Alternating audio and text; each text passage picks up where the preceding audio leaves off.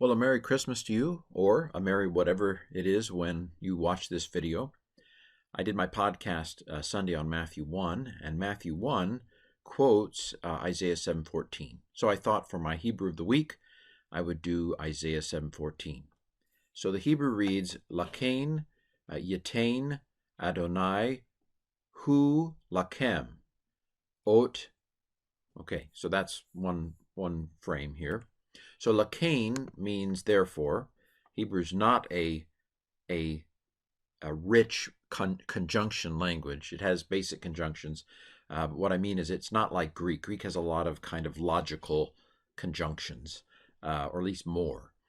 So Lakein is it's an interesting conjunction. It means therefore, which doesn't surprise us. In English, we have these sorts of conjunctions, logical conjunctions. I'm just saying that Hebrew doesn't use logical conjunctions really often, from my perspective. All right, so therefore, Yatain. So this is from Natan. Nun assimilates when no vowel separates. That dot there is a doubling dagesh, a dagesh forte. The nun has been sucked into the tav. This is what happens when there's no vowel in between a nun and another consonant. It gets sucked in.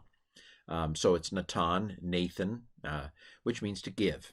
And so Yatain, this is an imperfect performative, the yod on the front. It's third singular because the subject is Adonai, the Lord.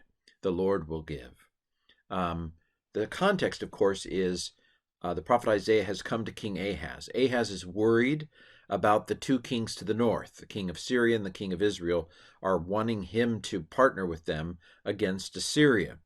And Ahaz, from a worldly perspective, is thinking, I don't really want to go up against Assyria.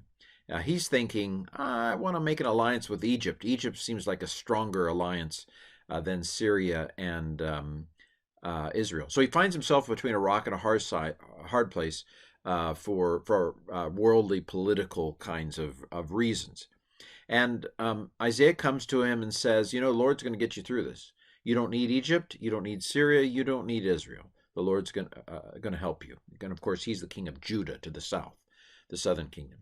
But Ahaz is like, la, la, la, la, I'm not listening. He doesn't want to hear it because he wants to do what, I can see Egypt. I can't see the Lord a lot of times, So he doesn't, and he's not like his son Hezekiah or Josiah will be.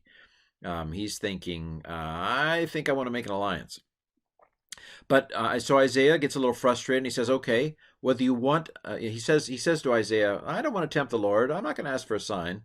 And Ahaz, gets a little frustrated and says, well, guess what? The Lord's going to shove a sign down your throat. The Lord's going to give you a sign. The Lord himself, Adonai Hu. Hebrew is a language where who is he? And he is she. Anyway, who is he? So, but you don't want to say, therefore the Lord, he will give to you a sign, lakem, ot. Lakem is the preposition la, and kem, the second masculine plural, y'all. To y'all. The Lord will give to y'all a sign. Interesting that it's y'all. I hadn't noticed that. It's to, I believe it's to more. Is that true? Am I getting it right? Yeah, I think that's plural. So that's interesting. The Lord's going to give y'all a sign. It's to all of Israel, I suppose, not just to Ahaz, and also there are other people involved, as we're going to see in a second here. An ot, a sign. So Lord he, going to give a sign. I translated himself because it's extra, as it were. It's not necessary. It puts a little emph. The Lord himself, we might say in English. Therefore will give the Lord himself to you a sign, to y'all a sign. Hine ha'alma, behold the virgin. Hara, the virgin pregnant. The virgin pregnant. Violet it. The virgin pregnant and bearing a son. So ha'alma, the RSV caused a lot of controversy in the 1950s when it translated this as the young woman. What, you don't believe in the virgin birth? I think the reason why the RSV did that is it wanted to point out that a lot of times scriptures have a first meaning and then a fuller meaning or a spiritual meaning. The Roman Catholics in the early 20th century called this a sensus plenior, a fuller sense. And basically, the conundrum is that who is the audience of this verse? Well, it's Ahaz. It's a sign to Ahaz. And so if this verse is just about Jesus, and that's where our brains all go because of Matthew, if this verse is just about Jesus, it's of no use whatsoever to Ahaz. Because the sign, if the sign is to Ahaz, it should probably happen within his lifetime, right? Otherwise, it's not a sign to him. He's dead. So the RSV reflected contextual thinking and the question, how can we read this verse in terms of what it would have meant in Isaiah's day? What's in the bubble above Isaiah's head? What's in the bubble above Ahaz's head? What would they understand? Certainly Isaiah, I think, would have thought, I'm giving you a sign, Ahaz. This is something that's going to take place, in your lifetime. And Ahaz, if it's a sign to him, it has to do with his current political situation. So the RSV was trying to point out, maybe somewhat controversially, that this originally probably was about a woman in Isaiah's day. And you say, well, there were no virgin births in Isaiah's day. Well, there may not have been any virgin births, but there were what we might call virgin conceptions in a different sense than we talk about Jesus. When we talk about a virgin conception with Jesus, we mean the Virgin Mary conceived without having sex. But there are virgins who conceive the first time they have sex. A virgin can conceive the first time they have sex. It says the virgin is pregnant. Now, she's not a virgin anymore if she's pregnant in Isaiah's day.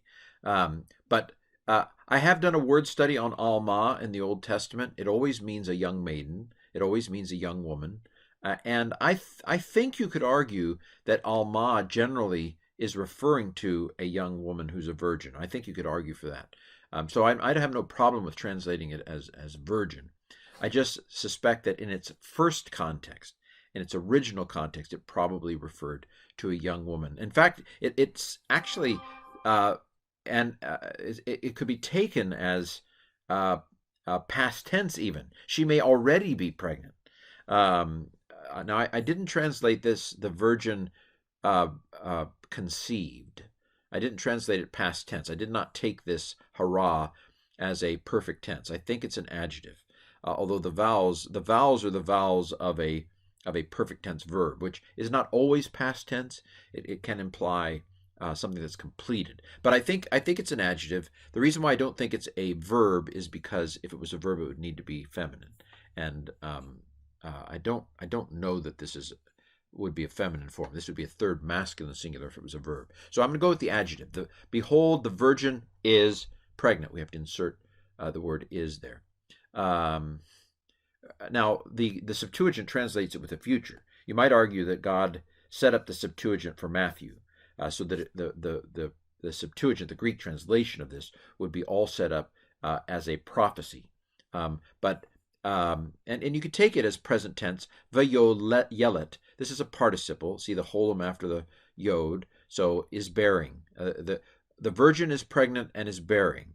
Or the virgin will be pregnant and is going to bear. I suppose you could this is a present participle. There isn't really a future participle in Hebrew. So anyway, so this here is a present active participle, feminine singular, absolute. The young woman or the virgin is pregnant and is bearing a son. Karat shemo imnu ale. Imanu ale. All right. So behold, the young woman or the virgin is pregnant and is bearing a son, and call his name Emmanuel. With us is God. God is with us. This is a perfect form. It is a feminine singular absolute. I'm sorry. It's a feminine singular. Third feminine singular, I would say, from kara, to call. Normally, the perfect has a sense of completion, but I mean, it doesn't make any sense. I think Isaiah that it's something past. I mean, if she's pregnant and the child isn't born, it has more of the sense of and call his name Emmanuel, or some they used to call these a converted perfect, where it's perfect, but let's make it future. But those are kind of outdated grammatical concepts usually. I just went and call his name God with us. So, uh, again, I don't know 100%, but I get a picture here. A young woman has conceived. Um, call the name of him God with us. And because, as you know, what the next verse says. The next verse says, before this child is old enough to tell the difference between good and evil, your fear from the north will be gone. The king of Assyria, the king of Judah, they'll be gone before this child matures, because I'm bringing Assyria against them. Again, this makes perfect sense in the 8th century BC as a sign to Ahaz that a young woman either has conceived or will conceive, and this child embodies or symbolizes the fact that God is with Judah, because God is going to take away the threat of the kings of the north from Syria and from Israel, because Assyria is going to destroy them. So that dates this prophecy to around the 720s BC. Very specifically possible to date this prophecy in that regard. Well, Imanu, Im is with, and Nu is us, and then El, of course, is a word for God. Shamo, shame name, and then Hirik Yod, Cholam Vav is his, and again, Karat is a perfect, a G perfect, feminine singular, right, from Karam. All right, well, that's my attempt. I may be wrong on some things, but that's my attempt to read this verse in context and to look at the Greek. So I wish you a Merry Christmas, or I wish you a Merry whatever time of year it is in the Lord that you might be watching this video.